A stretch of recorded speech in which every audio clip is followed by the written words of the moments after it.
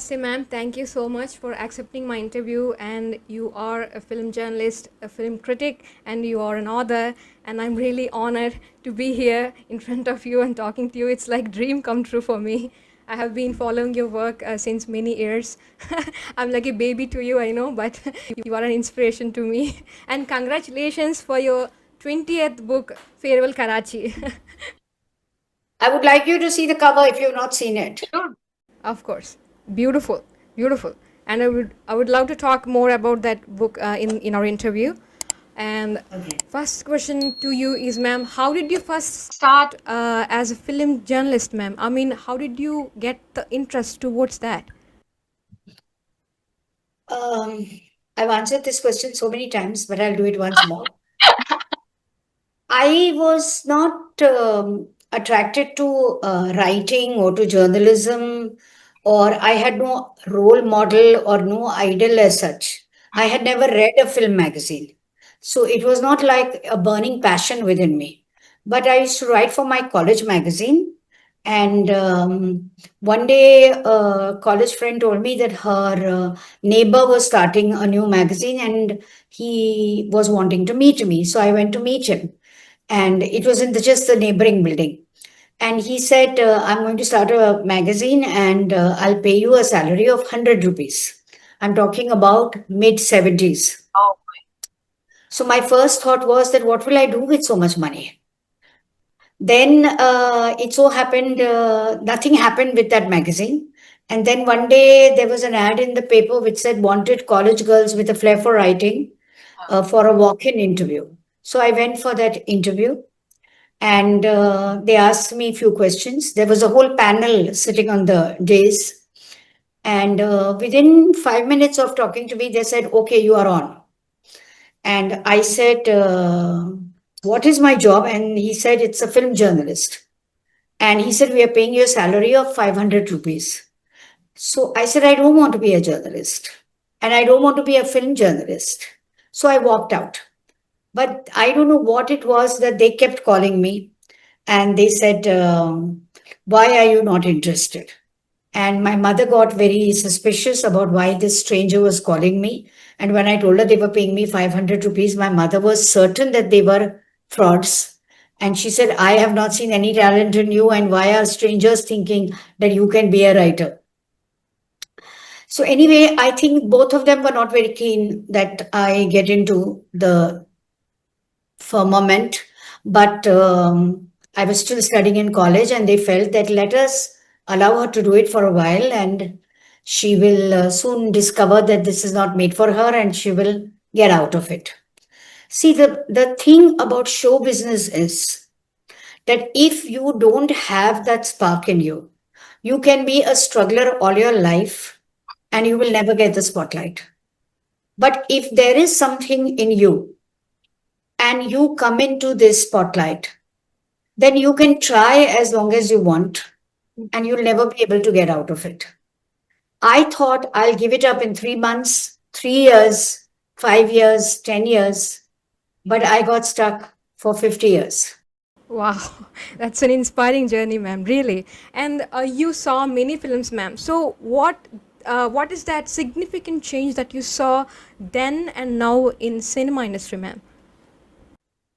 Lots of changes in the cinema industry, in the interactions of the film people, and also in journalism. In those days, we used to take handwritten notes and we used to write our articles. There was one typist in the office. After we had made a fair copy, that one typist will type everybody's manuscripts. Then there were bromides made, and then there were these artists' sheets in which these bromides were stuck, and they went to a processor, and then they went for printing. When later on we started tape recording the conversations or our interviews, they were big tape recorders. Then they become small tape recorders like Walkman. Okay. The studios were open for us at any time. All we had to say to the watchman was that I'm a journalist and I was allowed entry. There was nobody guarding the sets, nobody guarding the makeup room. You could knock on anybody's makeup room, and the actors were always willing to welcome us um, and chat with us. Not like today, where they are guarded by so many managers and bodyguards. Um, Cinema has changed a lot from the way it is shot to the way the vanity vans are there, the kind of brand managers every star has, or the kind of technique that is used. Journalism also was only print in the olden days, then it became electronic media, then it became the FM channels came about. So there was radio journalism, then there was digital journalism, then now there is social media journalism, and also influencers who think that they are journalists. Wow, that's really an inspiration, ma'am. Because the consistency in you, you started with the doubt, but you continued with passion and confidence. That's really amazing, ma'am. And I would love to know about your book, ma'am. How did you first get the idea to really write your life story? I mean, to put your emotion into the book. So, how did that journey started, ma'am? Before I tell you about Farewell Karachi, I need to tell you that this is my 20th book, and every book has happened unplanned. Like, I didn't sit down and say one day that I'm going to become an author or this is the book I'm going to write. The first book was in 1999, which was Amitabh the Legend. And then the second book, which came out in 2000, was called Salam Bollywood. It is a story of my life as a film journalist because I felt that I came from a middle class background and I was only 20 when I started out. And I should write about my experiences so other young journalists who come into this trade should know that they are not the only ones who are scared and unsure of themselves, and everybody has been through it. So it would give them confidence, you know. So one book led to another book. Every time I would just say, once you start writing a book, there are two kinds of authors. One who are full time authors, and the other is like me, who does a full time job and writes a book a year. सो एक किताब लिखने के बाद शेर को खून लग गया तो अभी एक आदत हो गई कि हर साल एक किताब लिखनी चाहिए so out of the 20 books I have written most of them are on either cinema or they are specific biographies of film personalities like Amitabh Bachchan, Hema Malini. But there are a few books that are non-film based, out of which there are two books on Lord Krishna. One book is on Garbha Sanskar. Two books are Prime Minister, our Honorable Prime Minister Narendra Modi's Gujarati poems translated by me into English. So, five books are non film. This book, Farewell Karachi, I felt that I have spent more than 49 years writing about cinema, archiving and documenting film actors. My family is so special because my parents had such a wonderful journey, and we are 8 siblings. And my oldest brother and I have a gap of 25 years. So, children were born in British India when my parents were in Karachi. My parents did their schooling there, they got engaged there, they got married there, and had their 6 children in Karachi. They saw the World War I, World War II.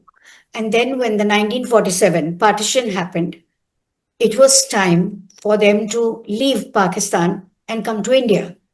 So when they boarded the steamer and then they came to India with 6 children, my father settled my mother. And after that, my father went back in the riots to Karachi because he worked with Burma Shell Company, Burma Oil, and they had not yet given him his work order, which is an appointment letter to India, because they were telling all the Indians or all the Hindus that you go to India and we'll send you work orders. My father knew that he had to have the work orders in his hand, and he went back and he told his boss, I will not leave.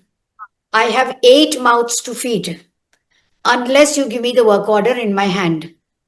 And there was something so earnest about him that that British guy immediately signed the work order.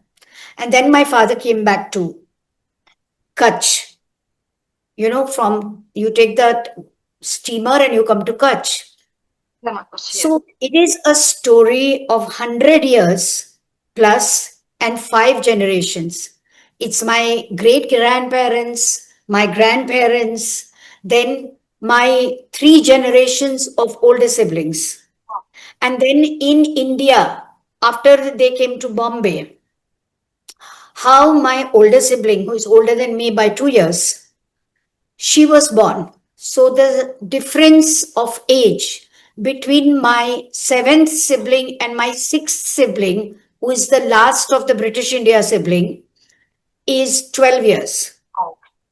And the story was exactly like Badhai Ho, where she is feeling weak and she's wondering what is happening to her. My father takes her to a doctor, a female doctor. She examines her and tells her she's pregnant. And they are the old values parents who don't believe in aborting the child. And so they have the seventh child, that is the first free India born. And my grandmother warns my mother that now that you have suddenly had this baby, there is a possibility that you will have another one. And my mother said that cannot be because I am 45 years old and I am in menopause. But true to my mother's prediction, a year and a half later, I was born. Fantastic. And people ask me, how did this happen? Things happened during those times when there were no contraceptives. And I feel I had to be born because I had to look after them, nurse them. I was the youngest child. And maybe because I also had to write the story of the family. And it is very strange because while I was writing the book, I discovered that my paternal grandfather was in construction, but he was also in film distribution. And my father worked in Burma Shell, but because he had so many children, he did a double job. And the second job was a night job where he was handling the accounts of a military theater. Now, imagine my grandfather, then my father in films, and after so many years, their daughter becomes a film journalist. And actually, I was studying law and film journalism at the same time after my graduation in psychology. And my father told me one day that you have to make up your mind whether you want to be a lawyer or you want to be a journalist. And I think when I told him I want to be a journalist, he was disappointed because he felt that a journalist will not get any money, whereas a lawyer will have respectability and money. But it's all about what your destiny has for you. And I've done well for myself. And I'm sure wherever he is and watching me, he's happy. So I will urge all your viewers to buy my book, Farewell Karachi, published by Bloomsbury and available on the Kindle, available on the Amazon, also Flipkart. Definitely, I will add the link below to all my listeners. They will definitely order your book, ma'am. And I really can't wait to read your book. And when I first reading about your book in online a few days back, I was really amazed because 3 years back I met an artist. He's a famous artist in Germany. He exactly came to India in the partition time and he told me the situation himself about his family. So he explained me this whole situation, how their family came here and all their properties were left there in the partition time and they came here with nothing. I was really touched, and when I also heard about your stories, so now I know that it's not coincidence. Now I'm interviewing you, so that's not a coincidence. So I felt really touched, ma'am. And what happens is that people are very surprised that the Gujaratis were in Karachi. Because somehow we associate it with the Sindhis because it was Sindh and Punjab. Exactly. But And we are also associating migration and partition with the Bengalis. But the Gujaratis, Lohana community, they have a history of 100 years in Karachi. And which is why our language, our cuisine, our habits are very similar. Even today, there are certain Sindhi cuisine that are made at home. That's amazing. That's really amazing. And if we come to now, right now, Bollywood, you can see that you saw many films, but truly, what really audience are wanting from filmmakers? Are they really fulfilling audience hunger, ma'am, according to you? I don't think this question can be so simply answered because it's not as if the audience is a paragon of virtues. The audience is also whimsical. They don't show any predictability in their taste or temperament. They like certain things on the OTT platform. They want to see certain things in the theater. When the critics give a certain film 1 or 2 ratings, sometimes they go and applaud those films by becoming box office hits. So these things can happen because the audience is made up of varied people, varied age group, varied taste, varied economic status. Every business goes through a phase of a slump or an impoverished ideas or originality. And I think the film fraternity is going through that. And which is why they keep churning out either sequels or franchise or remakes. Exactly. Or sometimes they seem to get a mandate of some political patriotic films that they keep making. And yes, it's not the best time. Exactly. But even then, once in a while comes a film that is nice. Once in a while comes a film that is breaking boundaries of language, of territories, of regions. Today, a critic like me is watching on her laptop movies of all languages, and there is no problem about the language because subtitles are available. So I think it's a phase and we will soon ride out of it.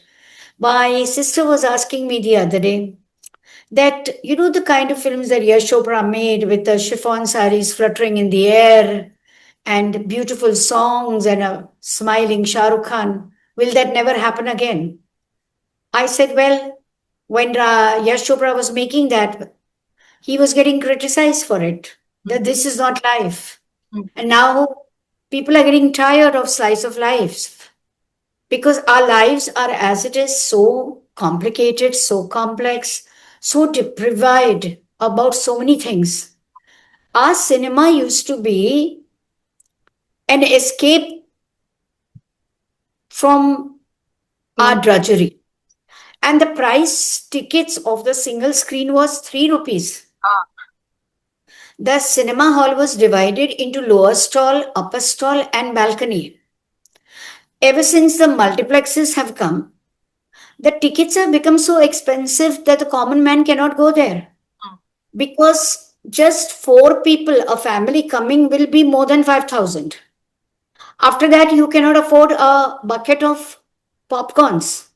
And what about the travel time? And how do you travel? The petrol or the rickshaw or whatever you take? I mean, it is ridiculous. It cannot work like this. Nobody has any curiosity anymore about which film is coming which week. They don't know, they don't care. Exactly, ma'am. Well said, ma'am. Really well said. And actually, I know that you like Lord Krishna a lot. So this is the painting of my brother. He's also a visually challenged author and filmmaker, and he's working as an assistant director right now in Telugu film industry. So actually, in 2017, ma'am, my brother dedicated a book called The Victorian. It's a sci-fi spy novel to Mr. Hrithik Roshan, and actually he saw our video in Twitter and he invited us to his home on his birthday, and he really honored us. So that's what we really like about him. And you saw Mr. Hrithik's evolution as an actor and as a person. So what did you like the most in him, ma'am? When I saw him the first time, he was extremely good-looking boy of Rakesh Roshan, who had just come from his gym exercise. And Rakesh Roshan said to me, "That's my son." And he nodded. And I looked at him and I said, "And he's going to be an actor." And there was a sparkle in his eye. Like, how did you know? It is a secret in my heart. I have been in this line for so long, I can smell an actor. There is something about their body language, about a fire in their belly that I can make out. He was a stupendous actor in the first film itself. And coincidentally, I had joined Screen in that year, and it was the Star Screen Award. And it has never happened before that the same actor has got the Popular Best Actor Award and also the Critics Best Actor Award. He won both the awards. Wow. And I think it was the first time in my career also. Wow. I feel, besides being a very good actor and a Greek god looking star, he is a very sensitive boy. And he is extremely thoughtful and sensitized to his environment and to people, to relationships, and to environment. He said in one of his interviews that on his birthday, he makes it a point to make up with somebody who he has had a difference with, or who he feels is nursing a grievance against him. And I thought to myself, this is such a special quality that I started following it.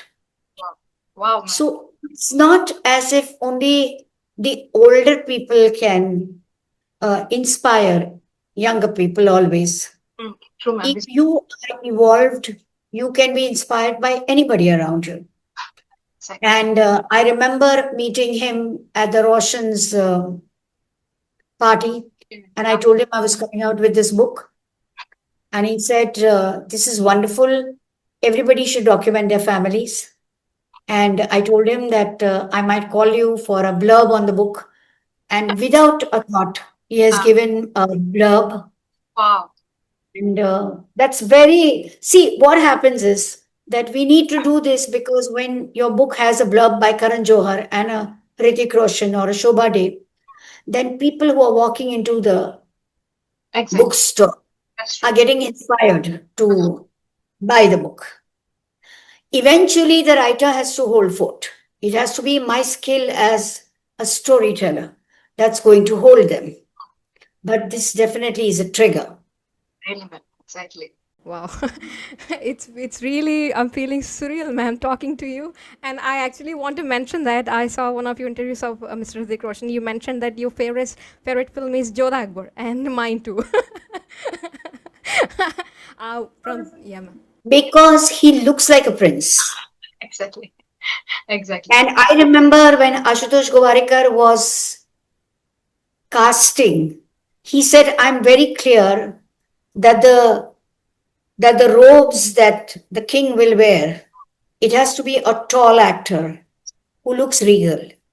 Exactly. And it had to be only one. It's beautiful, ma'am. Thank you.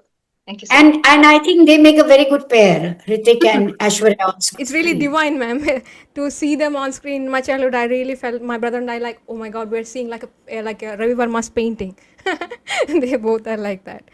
And ma'am, before finishing the interview, I want to ask you if you want to write any letter to your younger self, when you first started journalism, what would you say to her?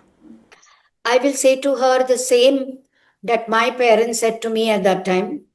My father said, be fair, play clean, and remain truthful. You will be happy and successful. My mother said, never trust anyone completely. I followed both. Very good. And I think you just have to be yourself. You can't be emulating anybody. You can't be wanting to be like somebody else.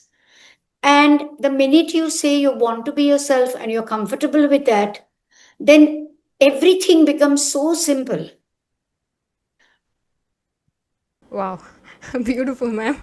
Thank you. Thank you so much, ma'am. Thank you. I'm honored to have you on here. It's like a dream come true. And in future, I would love to meet you one day. I hope that will manifest. My God will manifest that. Thank you so much, ma'am.